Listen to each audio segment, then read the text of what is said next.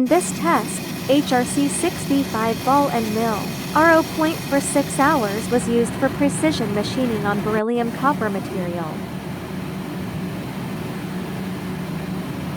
The machining equipment was ROUK-ROUK high-speed machine. The spindle speed was 60,000 revolutions per minute, and the cooling method was oil cooling. After machining, the tool was only slightly worn.